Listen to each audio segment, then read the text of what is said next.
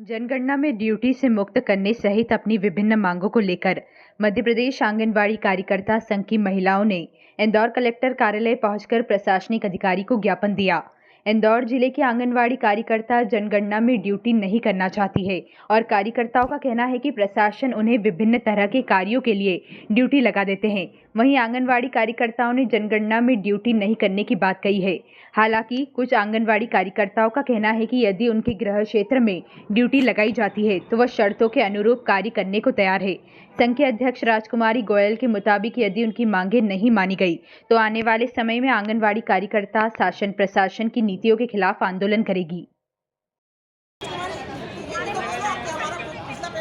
हमने बात की है, जिनने भी एसआईआर में काम किया था उनकी राशि जैसे ही आएगी आप सबको जरूर मिलेगी। गवर्नमेंट का पैसा नहीं रोकते। शायद का भी बोला एक ही बोले है जो जनगणना का मानदेय आएगा वो हमको लिखित में चाहिए। हाँ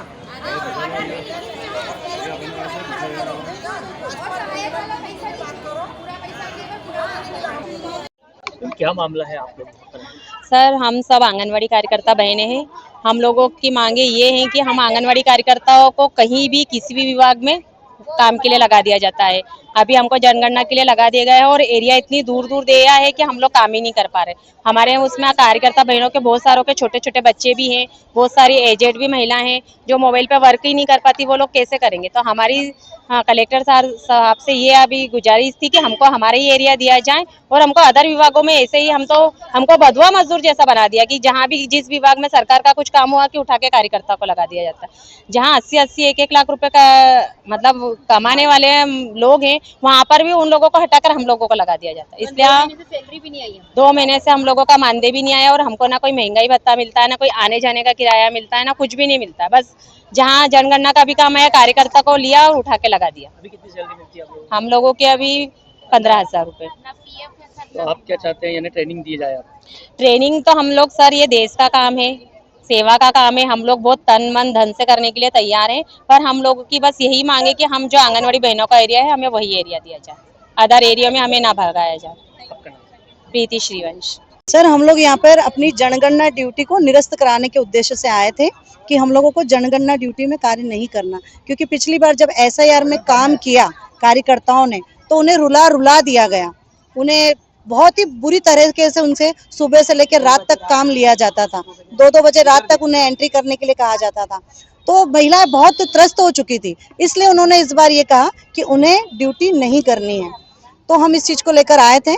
तो सर ने कहा चूंकि जनगणना और एसआईआर का काम राष्ट्रीय कार्यक्रम होता है, उसमें आप लोग बिल्कुल मना नहीं कर सकते, लेकिन आप अगर कुछ बोलते हो तो हम आपकी मांग को रखेंगे ऊपर तक। तो हमने आज यही उद्देश्य था कि कलेक्टर सर से मिलकर सीधे हम अपनी बात रखें, पर एडीए सर आए और उन्होंने हमारी पूरी बात को सुना और उन्होंने ये निर्णय लिया है कि आपका जो सर्वे क्षेत्र है उसी में आपको कार्य दिया जाएगा।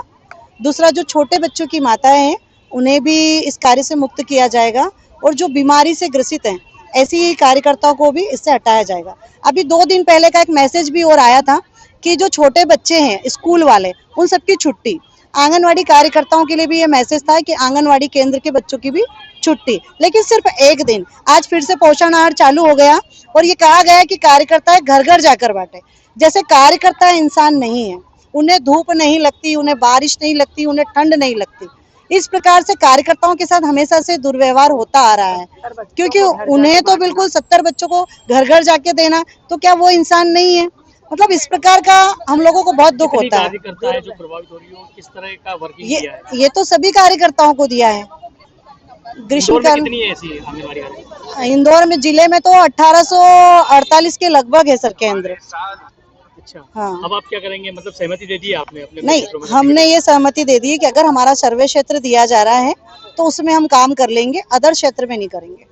अगर आप क्षेत्र में बेचते हैं तो क्या करेंगे आप? तो आंदोलन करेंगे सर, फिर तो हमको बैठना पड़ेगा। पिछले कार्य में जो पैसा बकाया था उसको लेकर क्या कहेंगे, क्या कहा अधिकारियों ने?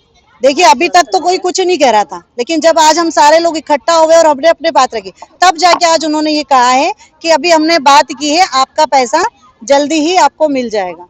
जो कमिटमेंट हुआ था हम उसको करेंगे, आप लोगों के अकाउंट में पैसे आ जाएंगे। पर अभी तक मतलब सहायक के रूप में कार्यकर्ताओं को लगा लिया, सहायिकाओं को लगा लिया। उनसे कहा गया कि आपको 6,000 रुपए देंगे, 1 रुपया नहीं मिला।